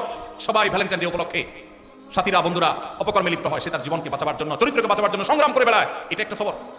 মাথা রক্ত উঠার মতো কাজ হয়েছে, কিন্তু সে নিজেকে ধরে রাখতে পারে, হজম করে, সবর করে, এটা সবচেয়ে বড় সবর। তো এই যে সবর যারা করে, আল্লাহ বলেছেন ইন্নামা ইউওয়াফাস সাবিরুনা, ধৈর্যশীলদেরকে বিনিময় দেওয়া হবে আজরাহুম বিগাইরি হিসাব, কোনো হিসাব ছাড়া, ব্ল্যাঙ্ক চেক। আল্লাহ আমাদেরকে ধৈর্যশীল হওয়ার তৌফিক দান করুন। নামাজি মুসলমান পাবেন, দাড়ি লম্বাওয়ালা মুসলমানও পাবেন, জুব্বা টুপিওয়ালা মুসলমানও পাবেন, আলেম মুসলমানও পাবেন, কিন্তু ধৈর্যশীল মুসলমানের সংখ্যা অনেক কম, অনেক কম। আল্লাহ আমাদের ধৈর্যশীল হওয়ার তৌফিক দান করুন। সালাম দিলে কত নেকি এবং সালামের উত্তর দিলে কত নেকি হয়, এই বিষয়ে আপনার মতামত জানতে চাচ্ছি। আমাদের গ্রামে সালাম নিয়ে নতুন করে ফিতনা হচ্ছে, এটা আবার কি? সালাম নিয়ে আবার কি ফিতনা হয়? হ্যাঁ ভাই, সালাম যে আগে দিবে আল্লাহ তাআলা তাকে কত নেকি দিবেন, আর যিনি সালাম পরে দিবেন, সালামের জবাব দিবেন যিনি, 10। এটা তো হাদিসে সব বলছে, এটা নিয়ে ইখতিলাফ করার কিছু নেই। যিনি সালাম আগবেড়ে দিবেন তার ফজিলত বেশি, যিনি নিবেন তার ফজিলত কম। কেউ কোনো অন্যায় করলে তাকে যে কেউ শাস্তি দিতে পারবে কিনা? ভাইরা আমার, কোথাও কোনো অপরাধ হচ্ছে, কেউ কোনো অন্যায় কাজে লিপ্ত, তার সে অন্যায়ের শাস্তি আপনি নিজে হাতে দিবেন কিনা, অর্থাৎ আইন হাতে তুলে নেবেন কিনা? এই প্রশ্ন উত্তরে বলতে চাই, এখানে 2টা জিনিস আছে। একটা হলো অন্যায় দেখলে বাধা দেওয়া, যেটাকে নাহি আনিল মুনকার বলেছে কোরআন। এই নাহি আনিল মুনকারটা আমাদের উপরে কর্তব্য। নবী সাল্লাল্লাহু আলাইহি ওয়াসাল্লাম বলেছেন, মান রাআ মিনকুম মুনকারান ফালইয়ুগাইয়িরহু বিয়াদি ফা ইল্লাম ইস্তাতি' ফাবিলিসানি ফা ইল্লাম ইস্তাতি' ফাবিকলবি ওয়া যালিকা আদআফুল ঈমান। কোথাও কোথাও কোনো অনাচার দেখেছেন, কোনো অন্যায় দেখেছেন, আপনার দায়িত্ব হলো হাত দিয়ে সেটাকে থামিয়ে দেওয়া। এর মানে কিন্তু আইন হাতে তুলে নেওয়া না, এর মানে অন্যায়কারীকে শাস্তি দিয়ে শাস্তি কার্যকর করা নয়, তার বিচার করা নয়। এর মানে হলো আপনি আপনার শ্রম, মেধা, কায়িক পরিশ্রম দিয়ে সে অন্যায়টা যেন না হয় তার জন্য আপনি উদ্যোগ গ্রহণ করলেন। সেই উদ্যোগটা আপনাকে আইন হাতে তুলে নিতে বলে না, কিন্তু উদ্যোগ নিতে হবে। আর যদি সেটা না পারেন, অন্তত মুখ দিয়ে বলবেন ভাই অন্যায়টা করবেন না। আপনি যদি কোথাও অন্যায় হচ্ছে দেখেন, আপনি সেখানে প্রতিবাদ করবেন। তবে সেক্ষেত্রে নাহি আনিল মুনকার করার ক্ষেত্রেও, অসৎ কাজ, অন্যায় কাজে বাধা দান করার ক্ষেত্রেও আপনাকে হিকমা অবলম্বন করতে হবে, আপনাকে সর্বোচ্চ উপায় অবলম্বন করতে হবে, যথাযথ উপায়। যদি সেক্ষেত্রে আপনি ত্রুটি করেন, তাহলে দ্বীনের খেদমত করতে গিয়ে দ্বীনের আরো ক্ষতি হতে পারে কি পারে না? এই জন্য ভাইরা, বিদগ্ধ, আল্লাহ বিরু আলেমদের সংস্রব, সোহবত, তত্ত্বাবধান নিয়ে এই সমস্ত কাজ করবেন। তাহলে এই সব কাজ সুফল বয়ে আনবে, আর না হলে এগুলো ক্ষতি আমাদের করবে। চেষ্টা করবো তো সবাই ইনশাআল্লাহ। ভাইরা আমার, আমাদের অনেক ভাইরা আছেন এই জাতীয় কাজ করতে গিয়ে তারা লেজে গোবর করে ফেলেন। এই জন্য ওলামাদের তত্ত্বাবধান এবং পরামর্শ গ্রহণ করবো ইনশাআল্লাহ। দ্বিতীয় আরেকটা জিনিস আছে এখানে, সেটা হলো আমরা এই জাতীয় নাহি আনিল মুনকার করার বিষয়টি যেমন আমাদেরকে করতে হবে, পাশাপাশি কোনো লোক অপরাধ করলে তাকে আপনি মারধর করে, তাকে আপনি আঘাত করে শাস্তি কার্যকর করবেন, এই অধিকার ইসলাম আপনাকে আমাকে কাউকে দেয় নাই। এটা করবে বিচার ব্যবস্থা, ইসলামিক বিচার ব্যবস্থা যেন আসে, আল্লাহর বিধানের যেন বিচার হয় তার জন্য চেষ্টা করবেন। তাই বলে আপনি নিজে বিচার শুরু করবেন না। যদি করেন তাহলে কি হবে? সমাজ সুশৃঙ্খল হবে না বিশৃঙ্খল হবে? আমার মতে আপনি অপরাধী, আপনাকে শাস্তি দেওয়া দরকার, আমি আপনাকে মারা শুরু করবো। আপনার মতে আমি অপরাধী, আপনি আমাকে মারা শুরু করবেন, সমাজে কি শান্তি হবে না অশান্তি হবে? ইসলাম আমাদেরকে শৃঙ্খলা শিখায় না বিশৃঙ্খলা শিখায়? অতএব আমরা আইন কখনো হাতে তুলে নিব না। কারোর বিচার করার দায়িত্ব আমার আপনার না, তবে আমাদের দায়িত্ব নাহি আনিল মুনকার করা। আমরা একদিকে দেখা যায় অনেকে বিচারের কাজ নিজের হাতে তুলে নেন, আবার অনেককে দেখা যায় তারা নাহি আনিল মুনকারটা পর্যন্ত করেন না। আল্লাহ আমাদেরকে ব্যালেন্স করার তৌফিক দান করুন। চেষ্টা করবো তো ইনশাআল্লাহ। ভাইরা আমার, আমরা অনেকে মনে করি না আমরা বিচার করে ফেলবো। দেখুন, সাহাবা ইকরাম যখন দেখতেন কেউ কোনো অন্যায় করেছে, এমন অন্যায় করেছে যে তার মৃত্যুদণ্ড হওয়া উচিত, এমন একটা জঘন্য কাজ করেছে, তখন সাহাবীরা কি করতেন? ডাইরেক্ট ওই লোকটাকে মেরে ফেলতেন যায়? নিজের হাতে আইন বা বিচার বাস্তবায়ন করতেন না। তখন সাহাবীরা কি বলতেন? বহু হাদিস এরকম পাওয়া যায়। নবীজি সাল্লাল্লাহু আলাইহি ওয়াসাল্লামকে তারা জিজ্ঞাসা করতেন, হে আল্লাহর রাসূল, আপনি অনুমতি দেন আমি এই মুনাফিকের গর্দান উড়াই দিই। এরকম হাদিস আছে না নাই? এই হাদিসটার মর্ম হলো, এই হাদিসটার ব্যাখ্যা হলো, নবীজি সাল্লাল্লাহু আলাইহি ওয়াসাল্লাম মদিনা রাষ্ট্রের প্রধান বিচারক, শাসক, তার কাছ থেকে সাহাবী অনুমতি নিচ্ছেন, হে আল্লাহর রাসূল, আপনি বিচারক হিসাবে আপনি আমাকে অনুমতি দিলে আমি শাস্তি কার্যকর করবো। তার মানে নিজের হাতে তিনি সেটা করতেন না, নবীজি নির্দেশের অপেক্ষা করতেন। তাহলে বোঝা গেছে বিচার আমরা যে কেউ নিজের হাতে তুলে নিতে পারি না। কাজী অফিসে গিয়ে উভয় পক্ষের সম্মতিতে 3 তালাক বলে বিবাহ বিচ্ছেদ করলাম, এখন কি সে আমাকে নিতে চায়, এখন আমার করণীয় কি? ভাইরা আমার, তালাকের মাসআলা এই বরগুনাতে দাওরাত হাদিস মাদ্রাসা আছে না নাই? আছে। বড় বড় মসজিদ আছে যেখানে বড় বড় মুফতি সাহেবরা আছেন, এগুলো আমাদের কাছে গিয়ে জিজ্ঞাসা করবেন। শর্টকাট সব মাসালার উত্তর এই সংক্ষিপ্ত ভাষণে জানতে আসবেন না, কারণ তালাকের মাসালা ভাবে দিলে ভুল হতে পারে। এখানে কনভারসেশন লাগবে, আপনাকে আরো অনেক প্রশ্ন করতে হবে, ডিটেইল লাগবে, তারপর উত্তর দিতে হবে। এজন্য তালাকের প্রশ্ন উত্তর সাধারণত আমরা সংক্ষিপ্ত প্রশ্ন উত্তরের ভাষণে দেই না। এজন্য ওলামাদের শরণাপন্ন হবে, সবকিছু শর্টকাটে জানার চেষ্টা করবেন না। কোনো ব্যক্তি যদি তার সম্পত্তি 5 জন সন্তানদের মধ্যে থেকে একজনকে বাদ দিয়ে 4 জনকে লিখে দিয়ে দেয়, সেই ব্যক্তি মারা গেলে তার জানাজা নামাজ পড়া যাবে কিনা? ভাইরা আমার, আমাদের দেশে অনেকে এই কাজটা করেন, তেজ্যপুত্র করেন। প্রচলিত আইনে তেজ্যপুত্র কোথাও থাকতে পারে, কিন্তু ইসলামে তেজ্যপুত্র বলতে কোনো কিছু নবী করিম সাল্লাল্লাহু আলাইহি ওয়াসাল্লাম পরিষ্কারভাবে নিষেধ করেছেন। কোনো মুসলমান অন্য মুসলমানকে ত্যাগ করে চিরকালের জন্য তার সাথে সম্পর্ক ছিন্ন করে ফেলবে, এটা জায়েজ। লা ইয়াহিল্লু লিমুসলিমিন আন ইয়াহজুরা আখাহু ফাওকা 3 লায়াল। 3 দিনের বেশি কোনো মুসলমানের সাথে অভিমান করে সম্পর্ক ছিন্ন করা জায়েজ আছে? নাই। এখন সন্তান খারাপ, যত খারাপ হোক, আপনি সন্তানকে তথাকথিত তেজ্যপুত্র করলেন, করে কোনো সম্পদ দিলেন না, বঞ্চিত করলেন, আল্লাহর কাঠগড়ার আসামি হবেন। আপনার ঘরে জন্মগ্রহণ করেছে, অতএব আল্লাহর কোরআনের মিরাসের আয়াতের নির্দেশের আলোকে এটা তার প্রাপ্য হক হয়ে গেছে। হ্যাঁ, সে যদি মুরতাদ হয়ে যায়, ইসলাম থেকে খারিজ হয়ে যায়, তাহলে সেটা মানে আমিনাল ইরফ, বা সে পরিত্যক্ত সম্পদ থেকে বঞ্চিত হবে। কিন্তু মুসলমান আছে, আপনার কথা শুনে না, আপনার খায় খেদমত করে নাই, আপনি সেই অজুহাতে তাকে কিছু দিলেন না, বাকি সন্তানদেরকে দিয়ে দিলেন, আল্লাহর কাঠগড়ায় আসামি হতে হবে, জায়েজ হবে না। এখন এটা যদি কোনো লোক করে, জীবদ্দশা দিতে চায়, তাহলে সমান হারে দিতে হবে। এক সাহাবী নবীজিকে এসে বলছেন, ইয়া রাসূলুল্লাহ, আমার সন্তানকে অমুক ছেলেকে আমি এটা দিয়েছি। নবী সাল্লাল্লাহু আলাইহি ওয়াসাল্লাম বলেছেন, বাকি সবাইকে দিয়েছো? বলেন না, দেই নাই। তখন নবী সাল্লাল্লাহু আলাইহি ওয়াসাল্লাম বলেছেন, ইত্তাকুল্লাহ ওয়া আদিলু বাইনা আওলাদিকুম, আল্লাহকে ভয় করো আর সন্তানদের মধ্যে সমতা বজায় রাখো। এইজন্য ভাইরা, এই জুলুম করা যাবে না। ইসলাম আমাদেরকে সাম্য এবং ইনসাফ শিখিয়েছে, সেটা আমাদের সব ক্ষেত্রে করতে হবে। এমনকি শত্রু হলে তার সাথেও আমাকে ইনসাফ করতে হবে। আমাদের কষ্ট হয়, আমার সাথে কারো শত্রুতা আছে, সে আমার সাথে শত্রুতা করে, কিন্তু তার বেলায় কোনো সাক্ষ্য দেওয়ার প্রশ্ন আসলে আমি সত্য সাক্ষ্য দিলে তার পক্ষে যায়, আমাদের দিতে মন চায় না, কিন্তু এই দেওয়াটাই হলো ইমানের দাবি। আল্লাহ বলেছেন, ওয়ালা ইয়াজরিমান্নাকুম শানাআনু কওমিন আলা আল্লাহ তা'দিলু ই'দিলু হুয়া আকরাবু লিত-তাকওয়া। কারোর সাথে শত্রুতা আছে দেখে আপনি ইনসাফ করবেন না, এটা জায়েজ আছে? এজন্য বাবাজিরা সাবধান, সন্তান সন্ততিদের মধ্যে কোনো প্রকার হেরফের করবেন না, এটা জায়েজ নাই। সেই সন্তান যদি খারাপ হয়, সে আল্লাহর কাছে দায়ী হবে, ভিন্ন কথা। তো আপনি তাকে সম্পদ থেকে বঞ্চিত করতে, হ্যাঁ, যেটা আপনি করতে পারেন, একটা সন্তান নেককার, মাদ্রাসায় পড়ে, দিনদার, ওকে একটু সম্পদ বাড়াই দিলেন তার দিনদারিতার কারণে, সেটা জায়েজ আছে। কিন্তু একজনকে টোটাল বঞ্চিত করলেন, আরেকজনের নামে সব লিখে দিলেন, এটা কিন্তু জায়েজ হবে। এখন কোন মুরব্বি যদি এই কাজ করেন, তিনি মারা গেলে তার জানাজা পড়া যাবে না, এমন কোনো কথা নেই। তার জানাজা পড়বেন, কিন্তু তিনি আল্লাহর কাছে দায়ী থাকবেন। সন্তানদের কর্তব্য হলো, বাবা যাকে বঞ্চিত করছে আমাদের ভাগ থেকে, তাকে দিয়ে আমরা ব্যালেন্স করে ফেলবো, তাহলে আশা করা যায় আল্লাহ তাআলা বাবাকে হয়তো মাফ করবেন। আমাদের দেশে ব্যবসার ক্ষেত্রে টাকা দিয়ে যে শেয়ার হয়, যেমন এক দোকানদারকে আমি 1 লক্ষ টাকা দিলাম, সে আমাকে কোন হারে দিবে, হালাল পন্থা কি? ভাইরা আমার, আপনি কোন দোকানদারকে 1 লাখ টাকা দিলেন ফর এক্সাম্পল, আপনি তাকে বলবেন, ভাই এই টাকা দিয়ে ব্যবসা করার পর যদি আল্লাহ না করুক লস হয়, তো যা লস হবে আমি লস নিব। তোমার ব্যবসার পুঁজি আছে 10 লাখ টাকা, আমি সাথে 1 লাখ যোগ করলাম, তাহলে 11 লাখ হলো। 11 লাখে টোটাল ব্যবসাটা চলবে। ব্যবসাটা করার পর একটা পর্যায়ে দেখা গেল লস হয়ে গেছে, তো তোমার কি চলে গেছে? 11 লাখ টাকা যদি আমাদের 11,000 টাকা লস হয়, তো আমার 1,000 যাবে, তোমারও 10,000 যাবে। আর যদি লাভ হয়, সেক্ষেত্রে লাভের পার্সেন্টেজটা ঠিক করতে হবে। কিরকম? যে এই 1 লাখ টাকা আমি কত পার্সেন্ট পাবো? তুমি ব্যবসা যেহেতু নিজে পরিচালনা করবা, অতএব তুমি 60%, আমি 40%, অথবা তুমি 50%, আমি 50%, যে কোনো হার ঠিক করে লাভ এবং লস উভয়টার ভিত্তিতে যদি আপনি দেন, সেটা জায়েজ আছে। আর যদি 1 লাখ টাকা দিয়ে বলেন, ভাই আমার আসলটা ঠিক থাকবে, মাসে মাসে 2,000 করে দিবেন, তাহলে এর নাম সুদ। এর নাম কি? কুল্লু কারজিন জাররা নাফআন ফাহুয়া রিবা। যদি আপনি এটা লোন হিসেবে দেন আর বিনিময় নেন সেটা কি হবে? সুদ হবে। আল্লাহ আমাদেরকে বোঝার তৌফিক দান করুন। মেসেঞ্জার গ্রুপ চ্যাটিং এ SMS এর মাধ্যমে ইজাব কবুল হয়েছে। দুজন সাক্ষীও ছিল মেসেঞ্জারে, কোনো মোহর উল্লেখ করা হয়নি। এখন বিবাহ হয়েছে কিনা? মেয়ের বয়স 13 বছর। আজকাল আমাদের অনেক যুবকরা আল্লাহ শরীয়তের সাথে তামাশা করে। তামাশা, এগুলো আল্লাহ শরীয়তের সাথে কি তামাশা? দিন কোনো ফাইজলামির নাম না ভাইরা আমার, সিরিয়াস ইস্যু। অনেকে আল্লাহকে সাক্ষী রেখে বিয়ে করে, এটা হলো অতি ভালো সাজা। অতি ভালো সাজা তো চোরের আলামত। এত মানুষ থাকতে, আল্লাহর বান্দা থাকতে আপনি আল্লাহর কেন সাক্ষী বানাচ্ছেন? এই বিয়েগুলো বিশুদ্ধ নয়, এগুলো বিশুদ্ধ নয়, এগুলো জেনা হবে। বিবাহের জন্য দুজন সাক্ষীর উপস্থিতি, ইজাব কবুল থাকতে হবে। এই মেয়ে, বাচ্চা মেয়ে, তার বাবা কোথায়, মা কোথায়, অভিভাবক কোথায়, কোথাকার মেয়ে। জেনা করতে গিয়ে অনেক যুবককে শয়তান নেক্সট সুরতে ধোঁকা দেয়, তারা মনে করে আমরা হালাল করছি, অথচ তারা জেনা লিপ্ত আছে। আল্লাহ আমাদের যুবক ভাইদেরকে হেদায়েত দান করুন। এগুলো জায়েজ নাই ভাই। কোন একদল লোক অস্থায়ীভাবে কোনো এক অফিসে অবস্থান নিয়েছে, নিরাপত্তাজনিত কারণে তারা জুমার নামাজের জন্য পার্শ্ববর্তী মসজিদে না গিয়ে স্থানে জুমার নামাজ আদায় করে। এখন জানার বিষয় হলো তাদের জুমার নামাজ সহি হয় কিনা। ভাইরা আমার, কোথাও যদি কেউ এরকম নিরাপত্তাহীনতা অনুভব করেন যে আমি জুমার নামাজ পড়তে গেলে আমার বিপদ হবে, দেখতে হবে ইস্যুটা কি ধরনের। এখন একজন চুরি করে পালাইছে, একজন সন্ত্রাসী করে পালাইছে, মানুষ খুন করে পালাইছে, ধরা পড়বে, এই বয়সে জুমার নামাজ পড়তেছে না, এটা তো ভিন্ন জিনিস। কিন্তু কেউ এমন কোন পরিস্থিতি আছে যে সে বের হলেই তার জীবন হুমকির মধ্যে পড়বে, তখন তিনি বাসায় নামাজ পড়লে নামাজ হয়ে যাবে। আর জুমার নামাজ যদি তিনি জামাতের সাথে কোনো ভাষায় পড়েন, তো জুমার নামাজ কোনো ভাষায় করার জন্য শরীয়তে অনেক শর্ত আছে। সেই শর্তগুলো না পাওয়া গেলে দু চারজন মিলে জুমার নামাজ শুরু করে দিলে নামাজ হয়ে যাবে, এত সোজা না। এই বিষয়ে পুরো ডিটেইল অবস্থাটা জানা দরকার যে আসলে কোন সিচুয়েশন, পরিস্থিতি কি, তারপরে মাসালা উত্তর দেওয়া সহজ হবে। আমি এখন যদি বলি তাহলে সেক্ষেত্রে সেটা অপূর্ণ থাকবে। এই জন্য এই মাসালাটাও কোনো দক্ষ বিদগ্ধ আলেমের সাথে দেখা করে বা ফোনে যোগাযোগ করে ডিটেইল বলে তারপর উত্তর নেবেন। এটা আমি স্কিপ করলাম, উত্তর দিলাম না।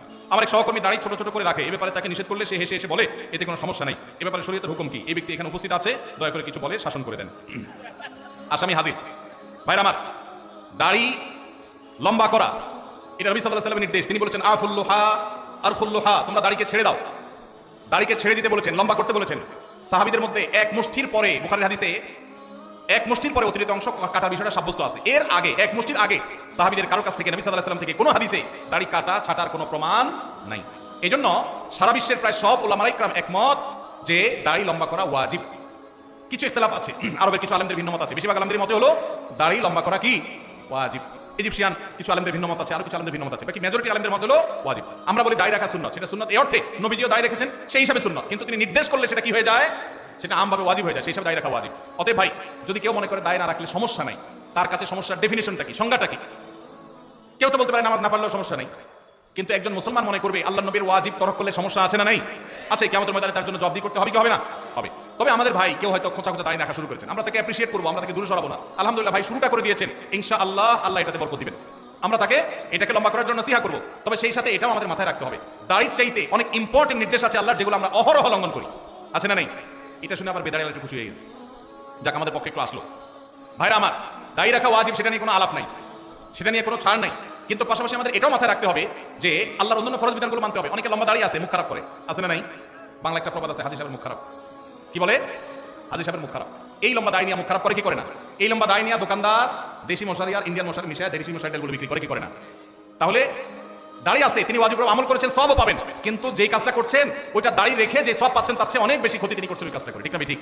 এই জন্য আমাদের পরিপূর্ণভাবে দিনে প্রবেশ করতে হবে। আল্লাহ আমাদেরকে তৌফিক দান করুন। কিন্তু সেই সাথে দাড়িও লম্বা করার চেষ্টা করতে হবে। কিন্তু কোনো ভাই করছেন না, আমরা বেশি মানুষ অন্যকে নিয়ে পড়ে থাকি। একটা বড় মুসিবত হলো বাংলাদেশের মানুষের, আমরা অন্যের চরকায় তেল একটু, আমাকে আল্লাহ দাড়ি রাখার তৌফিক দিয়েছে, আলহামদুলিল্লাহ। আমি এখন চিন্তা করবো আমার আখলাকটা ঠিক হয়েছে কিনা, আমি বউরে বাসায় গালি দিই কিনা, আমি কর্মচারীদের সাথে চালের মতো ব্যবহার করি কিনা, আমি মানুষের হক মারি কিনা, আমি দেখবো আমার বাকি আর কোথায় ল্যাকিংস আছে সেটা আমি দূর করবো। আমি দাড়ি আছে এই জন্য যার দাড়ি নাই তারে খোঁচা মারি করি আমি, এটা তো কোনো মুসলমানের কাজ হতে। আমি চাইবো আমার ভাই দাড়ি লম্বা হোক, কিন্তু সেই সাথে আমি চাইবো আমার আরো যে দুর্বলতা আছে সেগুলো যেন দূর হয়। আল্লাহ আমাদেরকে আমাদের তৌফিক দান করুন। আমার নাম মোহাম্মদ জাকির হোসেন, আমি সিরাজউদ্দিন সড়ক টাউন হল বরগুনা নিবাসী। আমি বর্তমানে সৌদি আরবের দাম্মামে থাকি। আহমদুল্লাহ হুজুর, আপনার কাছ থেকে আমি জানতে চাই, কোম্পানির ডিউটি করতে গিয়ে যে হাম্মাম ব্যবহার করি, হাম্মাম মানে টয়লেট ব্যবহার করি, তাতে অনেক সময় নাপাক পানির ছিটকে পেছনের অংশে অর্থাৎ পাছায় লেগে যায়। এই শব্দ না লিখলে হইতো রে ভাই, যতটুকু বুঝতে পারি ধুয়ে ফেলি, কিন্তু এই নাপাক পানি প্যান্ট বা শার্টে লাগার সম্ভাবনা 100%। আমার এই পরিস্থিতিতে প্যান্ট ছাড়া নামাজ পড়ার কোনো উপায় নাই, তারপরও আমি এই অবস্থায় 5 ওয়াক্ত নামাজ পড়ি এবং আল্লাহর কাছে কান্নাকাটি করি, আমার নামাজ কবুল হবে কিনা? ভাইরা আমার, খুব দরকারি প্রশ্ন। আজকাল আমরা হাই কমোড ব্যবহার করছি অনেকেই, তাই না? হাই কমোডে বিশেষ করে এই সমস্যাটা হয় যে আপনি মলমূত্র ত্যাগ করেছেন, নিচ থেকে ছিটে এসে উপরে পড়েছে। বড় ছিটা যদি পড়ে তাহলে ওইটা আপনাকে পানি দিয়ে ধুইতে হবে। কিভাবে ধোবেন? ওই যে স্প্রে করছেন সেই স্প্রে পেছনের অংশে, কোমরের অংশে আপনি স্প্রে করে ভালো করে ধোবেন, বাস যথেষ্ট। আর যদি সামান্য ছোট ছোট ছিটা আসে, যেমন পেশাব করতে গেছেন, শুয়ের আগা যে পরিমাণ পানি থাকে ওই পরিমাণ ছিটা পেশাবের আসছে, তাহলে তাতে ইনশাআল্লাহ নাপাক হবে না। অনেক সময় দেখা যায় পেশাব করলে শীতের দিন বাষ্প হয়ে ওই বাষ্পটা কাপড়ের শরীরে মিশে, এতেও কাপড় শরীর নাপাক হবে না ইনশাআল্লাহ। কিন্তু যদি ওই কমোডের পানিতে এখানে নাপাক আছে, ওখানে আপনার নাপাক পড়ে সেখান থেকে যদি উপরে পানি উঠে পড়ে, তাহলে অবশ্যই সেটা নাপাক হবে। অনেকের আবার এখানে সূচিবাহের রোগ আছে, অহেতুক সন্দেহ করে, কিছুই হয় নাই উনি সন্দেহ করে, সেটা আবার সমস্যা। সন্দেহকে কোনো প্রশ্রয় দেওয়া যাবে না। তো এই ভাই প্রশ্ন উত্তর হলো যে আপনি চেষ্টা করবেন ধুয়ে ফেলা, ধুয়ে ফেলছেন বাস, এরপর আল্লাহ তাআলা করে নামাজ পড়বেন, অহেতুক সন্দেহ করবেন না। আমার একটা প্রশ্ন, কোনো ব্যক্তি এমন ঋণগ্রস্ত যা পরিশোধ করা কষ্ট করে, এক্ষেত্রে ওই লোক ব্যাংক থেকে ঋণ নিয়ে ঋণ পরিশোধ করতে চাইলে সেটা পারবে কিনা জানতে পারলে ভালো হয়। যিনি ঋণগ্রস্ত তিনি ব্যাংক থেকে সুদী লোন নিয়ে যদি ঋণ পরিশোধ করতে যান, তাহলে গাছের গোড়া কেটে আগে পানি দেওয়া হবে, গোড়া কেটে আগে পানি দেওয়া হবে। ঋণ পরিশোধ ভালো কাজ, কিন্তু সুদী কারবার করা ভালো না খারাপ? সুদী কারবার করা কি ভালো কাজ না খারাপ কাজ? শুধু খারাপ কাজ, জঘন্য হারাম। এখন কত হলে আপনি কি করবেন? আপনি চেষ্টা করবেন আপনার জমি জমা বিক্রি করে কারোর কাছে ধার দেনা করে পরিশোধ করা। অনেকে আমার কাছে চিরকুট দেয়, ভাই আমল শিখা দেন যে আমল করলে ঋণ পরিশোধ হয়ে যাবে। ছাত্ররা চিরকুট দেয়, কালকে বরিশালে প্রোগ্রাম ছিল, চিরকুট লিখে দিছে কি এমন আমল শিখাই দেন যে পরীক্ষার খাতা উল্টোপাল্টা লিখলে ওটা ঠিক হয়ে যাবে। কত আজগুবি আজগুবি প্রশ্ন মানুষ দিতে পারে। আমি এই প্রশ্ন দেখে বললাম, এই প্রশ্ন বলতেছে এটা একটা ফাঁকিবাজ ছাত্র। ভালো ছাত্র হলে সে পড়ালেখার চেষ্টা করবে, কলম পড়া, ওই ধানাই বানাই করা, অমুক পিসাবের কাছে যাওয়া পরীক্ষার আগে, এগুলো সব ফাঁকিবাজ ছাত্রদের কাম। ভালো ছাত্র পড়ালেখা করবে, ফাঁকি ঝুঁকি দিবে না, আর আল্লাহর কাছে দোয়া করবে, মুরব্বীদের কাছে দোয়া চাইবে, বাস না। আপনি ধানাই ফানাই করলে এটা আলামত খারাপ। বিধায় একইভাবে ঋণ পরিশোধের জন্য অনেকে বলে ভাই আমল শিখাই দেন ঋণ পরিশোধ যেন হয়ে যায়। আমি অনেক এরকম হাতের কাছে জিজ্ঞেস করি ঋণ কত টাকা, বলে 5 লাখ টাকা। জমি জমা ঘর বাড়ি, আলহামদুলিল্লাহ গর্বিটা আছে, জমি জমা আছে, কিছু চাষের জমি আছে, ওগুলো বিক্রি করলে কত হবে? ওগুলো তো অনেক টাকার জিনিস, তো সেগুলো বিক্রি করে ঋণ দেন না কেন? কেন জমি বিক্রি করে ঋণ দেবো নাকি? মানে আপনি দোয়া শিখাই দেন, ওইটা আমল করলে উপর থেকে আল্লাহ বস্তা ফেলাই দিবে, ঋণ দিয়ে দিব, আর আমার জমি আমারটা থাকবে। এই 2 নম্বরই করলে কোনো কাজ হবে? সাধ্য অনুযায়ী আমার গর্বিটা বিক্রি হলে আমি ঋণ পরিশোধ করবো, তাই বলে সুদী লোন নেওয়া জায়েজ হবে না। এটা অনেক ভাইরা ভুল করে। বিভিন্ন রেস্টুরেন্টে, বিশেষত চাইনিজ রেস্টুরেন্টগুলোতে সি ফুডের নামে যে কাঁকড়া, অক্টোপাস, স্কুইড বা এরকম সামুদ্রিক প্রাণী খাওয়ানো হয়, বিশেষ করে কাঁকড়া খাওয়া শরীর দৃষ্টিতে বৈধ কিনা? হানাফি মাযহাব অনুযায়ী মাকরুহ, অন্য কোন মাযহাবে, অন্য ইমামদের অনেকের মতে এটা জায়েজ, কিন্তু হানাফি মাযহাব অনুযায়ী মাছ ছাড়া, সমুদ্রের নিচে মাছ ছাড়া বাকি এই জাতীয় অক্টোপাস অথবা কাঁকড়া জাতীয় এগুলো খাওয়া মাকরুহ। জুমার সালাতে নবী সাল্লাল্লাহু আলাইহি ওয়াসাল্লাম কোন সূরা পড়তেন? জুমার নামাজে আমাদের নবী করিম সাল্লাল্লাহু আলাইহি ওয়াসাল্লাম সূরায়ে সাব্বিহ ইসমা রাব্বিল আলা এবং গাশিয়া, এই 2 সূরা বেশিরভাগ পড়তেন। এবং এত বেশি পড়তেন যে সাহাবীদের কেউ কেউ বলতেন নবী সাল্লাল্লাহু আলাইহি ওয়াসাল্লামের জুমার নামাজে এই সূরা শুনতে শুনতে আমার মুখস্থ হয়ে গেছে, এত বেশি পড়তেন। সূরায়ে সাব্বিহ ইসমা রাব্বিল আলা এবং হাল আতাকা হাদিসুল গাশিয়া। আর কোন হাদিসে আসছে নবী সাল্লাল্লাহু আলাইহি ওয়াসাল্লাম সূরায়ে জুমআ এবং মুনাফিকুন, এই 2 সূরা জুমার নামাজে পড়তেন। সুন্নাত কাজ নিয়ে ব্যঙ্গ করা হলে কি ধরনের পাপ হতে পারে জানতে চাই। কোন সুন্নাত নিয়ে যদি কেউ ব্যঙ্গ করে, ঈমান নষ্ট হয়ে যাবে। কি হয়ে যাবে? দেখুন, একটা পয়েন্ট বোঝার চেষ্টা করতে হবে। সুন্নাত কেউ পালন না করলে কি বেঈমান হবে? কিন্তু সুন্নাত নিয়ে কেউ ব্যঙ্গ করলে কি হবে? ঈমান নষ্ট হবে। নিজে দাড়ি নাই, আপনি বেঈমান হবেন না, আল্লাহ মাফ করে জান্নাত দিতেও পারেন। কিন্তু কেউ দাড়ি রেখেছে, বলতেছেন তাকে ব্যঙ্গ করে, কিরে জঙ্গি হয়ে গেছে দেখি, ছাগলের মতো লাগতেছে দেখি, হ্যাঁ, এরকম আজে বাজে কথা বলতেছেন, তাহলে কিন্তু ঈমান যাওয়ার আশঙ্কা, খুব ভয়ঙ্কর ব্যাপার। বিদ্রোহর শামিল, আল্লাহর সঙ্গে বিদ্রোহের শামিল। বাংলাদেশে কোনো আইন আপনি অমান্য করলেন, তার শাস্তি হবে, নাগরিকত্ব বাতিল হবে না। কিন্তু আপনি বাংলাদেশ রাষ্ট্রকে অস্বীকার করলেন, আইনকে অস্বীকার করলেন, সেক্ষেত্রে আপনি রাষ্ট্রদ্রোহী হবেন।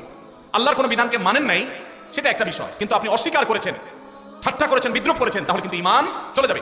অনেক যুবক ভাইরা আছেন, বিশেষ করে দাড়ির ইস্যুতে, কোনো ভাই দাড়ি রেখেছেন, তার সাথে হাসাহাসি করে, তাচ্ছিল্য করে নিজের ঈমানটা নষ্ট করে ফেলা, আছে না নাই? নিজে করতে না পারেন, আরেকজন করলে খবরদার কোনো বিদ্রোহ করবেন না। এরপরে প্রশ্ন, ইন্নী ওয়াজ্জাহাতু ও নাওয়াইতু পড়ার কোনো দলিল আছে কিনা? দলিল আছে ভাই, ইন্নী ওয়াজ্জাহাতুর দলিল আছে। ইন্নী ওয়াজ্জাহতু ওয়াজহিয়া আল্লাযী ফাতারাস সামাওয়াতি ওয়াল আরদা হানিফা মা আনা মিনাল মুশরিকিন লা শারীকা লাহু ওয়া বিযালিকা উমিরতু আনা আউয়ালুল মুসলিমিন। আর লম্বা আছে, এটা দোয়ার প্রথম অংশ বললাম। এটা আমাদের নবী করিম সাল্লাল্লাহু আলাইহি ওয়াসাল্লাম পড়তেন নামাজ শুরু করার পর, তাকবীরে তাহরিমা বাঁধার পর সানার জায়গাতে। সানার জায়গাতে আমরা একটা দোয়াই ছোটবেলা মুখস্থ করছি, আর যাই না, সেটা হলো সবচেয়ে ছোটটা। সানার মধ্যে 3টা সানা প্রসিদ্ধ হাদিসে আছে, এর মধ্যে একটা হলো আল্লাহুম্মা বাঈদ বাইনি ওয়া বাইনা খাতায়ায়া কামা বা'আদতা বাইনাল মাশরিকি ওয়াল মাগরিবি, এটা একটা সানা। আরেকটা হলো ইন্নী ওয়াজ্জাহতু ওয়াজহিয়া আল্লাযী ফাতারাস সামাওয়াতি ওয়াল আরদা হানিফা, অনেক বড় দোয়া, এটা আরেকটা সানা। আর সুবহানাকাল্লাহুম্মা ওয়া বিহামদিকা ওয়া তাবারাকা ইসমুকা তাআলা জাদ্দুকা ওয়া লা ইলাহা গায়রুকা, এটা আরেকটা সানা। এটাকে দোয়ায়ে ইস্তিফতাহ বলা হয়, নামাজ শুরুর দোয়া। এই নামাজ শুরুর দোয়া হিসেবে আমরা সবচেয়ে ছোটটা মুখস্থ করছি, আর বাকি আরো 2টা যে আছে আমরা জানি না। নবী করিম সাল্লাল্লাহু আলাইহি ওয়াসাল্লাম মাঝে মধ্যে সেগুলোও পড়তেন। এখন এটাকে আমাদের দেশে বানাইছে জায়নামাজের দোয়া। ভাই, নবীজির সময় কি জায়নামাজ ছিল? দোয়া আসলে কোথা থেকে? জায়নামাজই তো ছিল না, দোয়া আসলে কোথা থেকে? তো জায়নামাজে দাঁড়ানোর কোনো দোয়া নাই, দোয়া আছে কিসের ভাই? নামাজ শুরু। ইন্নী ওয়াজ্জাহতু হলো নামাজ শুরুর দোয়া, ওইটা লাগাইছে নিয়ে কোথায়? জায়নামাজে। জায়নামাজ দাঁড়ানোর আলাদা কোনো দোয়া নেই। আর নাওয়াইতু যে দোয়া, ওইটা তো আসলে কোনো জাল হাদিসেও নেই, কোনো জাল হাদিসেও নাই। আলহামদুলিল্লাহ, এটা এখন মানুষ বুঝে গেছে। মনে মনে আমরা নিয়ত করছি, কোন নামাজে পড়ছি, নামাজের নিয়তে তাইয়িন করছি, আমি যোহর পড়তেছি, ফরজ না সুন্নাত পড়তেছি, এটা আমার মাথায় আছে। এই নিয়তের ইস্তেহজার, এটাই যথেষ্ট। মুখে নাওয়াইতু উচ্চারণ করা এটা জরুরি না, বরং এটাকে কেউ নামাজের পাঠ মনে করে বেদাতে লিপ্ত হওয়ার আশঙ্কা আছে। একসময় মানুষ অনেকে বলতে নামাজের এখন মুখস্থ হয় না, জন্য নামাজ পড়ে না, এর কারণে সে গুনাহগার হয়। শুধু মহিলাদের জন্য আলাদা মসজিদ করার সহি দলিল কি? সহি দলিলের কথা, জাল দলিল তো নাই, জাল দলিল নেই। মাস 2 আগে আমি জার্মানিতে গেছিলাম, ইউরোপের। তো জার্মানিতে বার্লিনে একটা মসজিদ আছে, ইমামও মহিলা। ইমাম কি? মহিলা। ভাইরা আমার, মেয়েদের জন্য মসজিদে না এসে বাসায় 5 ওয়াক্ত নামাজ পড়া উত্তম, এ ব্যাপারে কোনো দ্বিমত আমাদের মধ্যে নেই।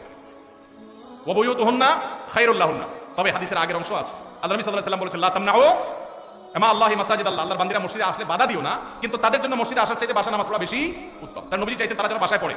মসজিদে দিনই কোনো প্রোগ্রাম, কোনো বিশেষ কারণে যদি আসে, দিন এলেম অর্জন করার জন্য আসে, তাহলে ফিতনামুক্ত সেই পরিবেশ থাকলে আসবে, না হলে সেটাও বাসা বা অন্য অঙ্গনে হবে। আর পাবলিক প্লেসে যে মসজিদগুলো, শহরের মসজিদগুলো, মহিলারা বাজারে ডাক্তার দেখাতে বিভিন্ন কারণে আসে, সেগুলো তো অবশ্যই মেয়েদের নামাজের ব্যবস্থা থাকা দরকার। কিন্তু মেয়েদের জন্য মসজিদে এসে ৫ ওয়াক্ত নামাজের জামাতে হাজির হওয়ার চাইতে বাসায় নামাজ পড়া অধিকতর উত্তম। মদিনায় এক মহিলা নবী সাল্লাল্লাহু আলাইহি ওয়াসাল্লামের পেছনে এসে নামাজ পড়ার জন্য মসজিদে নামাজ 1 রাকাতে 1000 রাকাতে সওয়াব, নবীজিকে যখন বলেছেন, নবীজি বলেছেন তুমি তোমার বাসায় পড়লে বেশি সওয়াব হবে, কেন কষ্ট করে আসো? এখানে 1000 পাইলে ওখানে আর বেশি পাবে। কিন্তু আমাদের বন্ধুরা অনেকে আবেগে নিজেকে সামলাতে পারে না। আল্লাহ আমাদের বুঝার তৌফিক দান করুন। তাহলে মেয়েদের বাসায় নামাজ পড়া উত্তম, কিন্তু শহরে পাবলিক প্লেসে মেয়েদের নামাজের জায়গা না থাকার কারণে বহু পর্দানসীন, বহু নামাজি মেয়েরা ওয়াক্ত চলে যায়, নামাজ পড়তে পারে না। ডক্টর খন্দকার আব্দুল্লাহ জাহাঙ্গীরুল্লাহ বলতেন আমাদের মা বোনরা বাসায় অবস্থান করবে, প্রয়োজনে বের হবে, এটাই শরিয়ার নির্দেশ। কিন্তু আমাদের মা বোনরা যে কারণে বাইরে হয়ে গেছে, এখন যদি বলেন যে নামাজ পড়তে দিব না, বাসায় যাওয়া ছাড়া করবে না, তাহলে কাজা হবে, তাহলে সেটা তার জন্য ক্ষতি করবে। এই জন্য ব্যালেন্স আমাদেরকে শিখতে হবে। তো মহিলাদের জন্য আলাদা মসজিদ করার, পৃথক মসজিদ করার কোনো নজির শরিয়াতে নাই, কোনো আলেমের কোনো মত এর সপক্ষে নাই। এটা সারাসর ফিতনা যদি কেউ করে না যায় চলে। মসজিদের ভিতরে প্রথম কাতারের সামনে দেয়ালের ওই পাশে লাশ রেখে সালাত আদায়ের দলিল চাই। বাবা সব দলিল চাচ্ছে দেখি। দেখেন, মসজিদে যখন জানাজার নামাজ হবে তখন লাশ মসজিদে ঢুকাবে না কেন? কারণ লাশে রক্ত, পুজ, পানি ইত্যাদি থাকতে পারে, মসজিদ নাপাক হবে। সেজন্য মসজিদকে পরিচ্ছন্ন রাখার প্রয়োজনে লাশটাকে পশ্চিম পাশে রেখে তারপর জানাজা পড়া হয়। কিন্তু এটা সুন্নাহ না। সুন্নাহ কোনটা? সুন্নাহ হলো মাঠে জানাজা নামাজ পড়া। এই সুন্নাহ মুদ্রা হয়ে গেছে, কোনো কারণ ছাড়া গ্রামের মসজিদে এই কাজটা করা হয়। এই সুন্নাহটা জিন্দা করার জন্য আমাদের কাজ করতে হবে, ভাইদের কাজ করতে হবে, চেষ্টা করা যাবে না ইনশাআল্লাহ। ফরজ নামাজ হয়ে যাবে, বাইরে এসে জানাজা নামাজ পড়বে। আমি যেখানে জুমা পড়ি আলহামদুলিল্লাহ এইভাবে আমি জানাজা নামাজ পড়ি। আমি সারা জীবন যেখানে যে মসজিদে গেছি আমি চেষ্টা করেছি এই সিস্টেমটাকে জিন্দা করার, সুন্নাত জিন্দা করার। আরেকটা সুন্নাত আমাদের জিন্দা করতে হবে, সেটা হলো ঈদের নামাজ। মসজিদে পড়া সুন্নাত না, মাঠে পড়া সুন্নাত। ঈদের আনন্দই মাটি হয়ে গেছে, বলা বলে এখন মসজিদে ঈদের নামাজ পড়ি। আমি আমার শৈশবের কথা মনে পড়ে, একটা ঈদগাহ ছিল আমাদের পুরো ইউনিয়নে, অনেক দূর থেকে সেখানে যেতাম, যে আনন্দ পেতাম।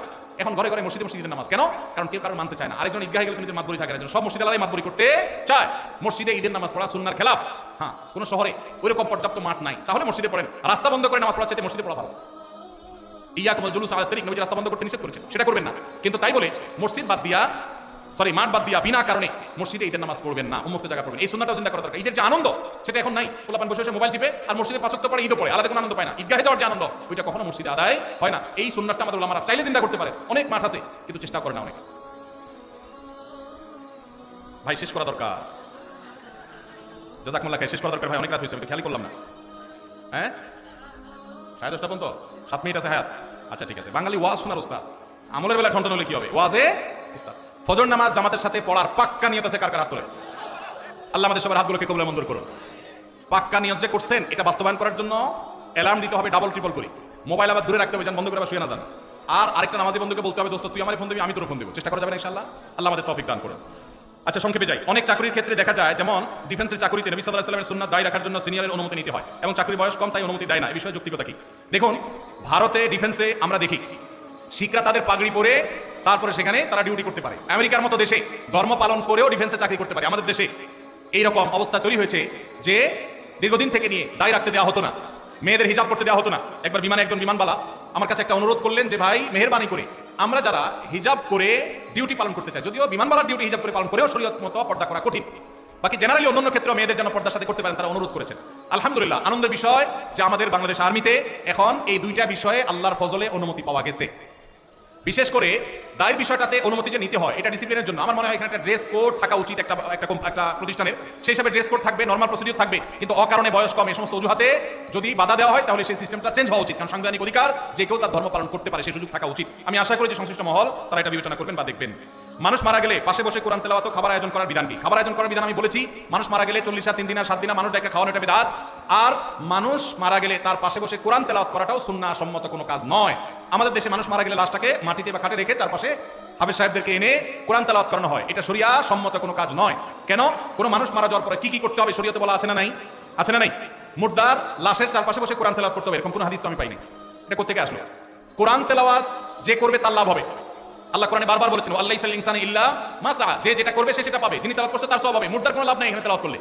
আর যদি বলেন যে কোরআন শোনাচ্ছি, তাহলে ওমা আনতা বিমুসমিআন মান ফিল কুবুর, আপনি তেলাওয়াত শোনাবেন জীবিত মানুষকে, মৃত মানুষকে তেলাওয়াত শুনিয়ে কোনো ফায়দা হবে না। এর সওয়াব হবে জীবিত অবস্থায় শুনলে। এই লোকটা জীবিত অবস্থায় শুনলে সওয়াব পাইতো, মারা গেছে এখন তার সামনে কোরআন তেলাওয়াত করলে প্রতি অক্ষরে নষ্ট নেই এমন কোনো কথা নাই। এজন্য এটা দূর হওয়া দরকার। বিশেষ করে এখানে যারা মুর্দার চারপাশে এই যে গোল হয়ে কোরআন তেলাওয়াত করে, এরা সবাই টাকা নেয়। তেলাওয়াতের বিনিময়ে টাকা গ্রহণ করা সরাসরি হারাম। যে দেয় সেও হারাম করে, যে নেয় সেও হারাম করে। খতমের নাম দিয়া অনেক এলাকাতে এখনো অনেকে হারাম কাজ করছেন, তাদের আল্লাহকে ভয় করা উচিত।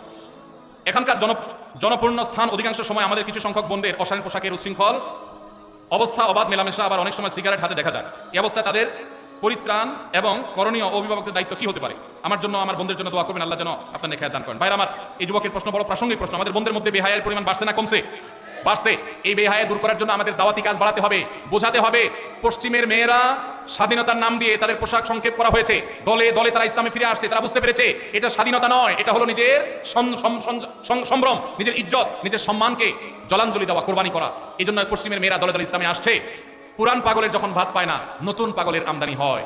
আমাদের দেশে অনেকে এসে পশ্চিমাদের এই কালচারের অনুসরণ করে, তারা যে নিজেদের ধ্বংস ডেকে আনছে, তারা নিজেদের শান্তির পথ থেকে তাদেরকে সরিয়ে দিচ্ছে। এই জন্য তাদেরকে বোঝাতে হবে, এর ভয়ঙ্কর ক্ষতি বোঝাতে হবে। কেন শরিয়া একজন নারীকে যথাযথ পর্দা মেনটেন করতে বলেছেন? এটা তার সেফটির জন্য, তার নিরাপত্তার জন্য, এটা তার সম্ভ্রমের ব্যাপার। দালিকা আদনা ইউরফ না, আল্লাহ বলেছেন পর্দা বিধান এই জন্য দেওয়া হয়েছে যে এর মাধ্যমে বোঝা যাবে কে বাজারি মেয়ে আর কে সম্ভ্রান্ত মুসলিম নারী। আল্লাহ আমাদের বোনদেরকে হেদায়েত দান করুন। আমার স্বামী আজ থেকে 3 বছর আগে আমার নিজের বোনকে বিয়ে করেছে। এখন আমি কি আমার স্বামীর সাথে হালাল সম্পর্কে আছি? আমি কি তার সাথে থাকতে পারবো? তাদেরও একটি ছেলে আছে, ইন্না লিল্লাহি ওয়া ইন্না ইলাইহি রাজিউন। এই ধরনের মানে জাহালত এখনো আছে। কোন পুরুষ কোন নারীকে বিয়ে করলে ওই নারী তার বিবাহে থাকা অবস্থায় ওই নারীর বোনকে বিবাহ করা বাতিল। এই বিয়ে নয়, এটা জিনা। অতএব এই বোনের কর্তব্য হলো এই পুরুষ থেকে বিচ্ছিন্ন হয়ে যাওয়া এবং তওবা নাসুহা করা। ভয়ঙ্কর জিনায় তারা লিপ্ত হয়েছেন, কারণ এক বোন থাকা অবস্থায় আরেক বোন এর সাথে বিয়ে হতে পারে না। এত জাহালত, এত মূর্খতা এখনো সমাজে আছে, ভাবতে কষ্ট লাগে। এই প্রশ্নটা আসছিল যখন সাইফুল্লাহ ভাই পড়ে আমাকে বলছিলেন যে আমার চোখের পানি এসে গেছে শুনে। মানুষ এত জাহালাতের মধ্যে এখনো ডুবে আছে। আমরা কি দিনের দাওয়াতের কাজ করছি? ভাইরা আমার, একসাথে 2 বোনকে বিয়ে করা জায়েজ আছে? কোন বোন যদি কারো বিবাহে থাকে তাহলে ওই বোনের বোনকে বিবাহ করা হারাম। ওই অবস্থায় বিচ্ছেদ হয়ে গেলে, তালাক হয়ে গেলে বা মারা গেলে তারপরে শালিকাকে বিয়ে করলে সেটা জায়েজ হতে পারে, তার আগে জায়েজ নয়। অত বিচ্ছিন্ন হতে হবে। এখন আপনি বলতে পারেন তাহলে আমি এখন কি করবো? আল্লাহর উপর তাওয়াক্কুল করবেন, আল্লাহ তো রিজিকের মালিক।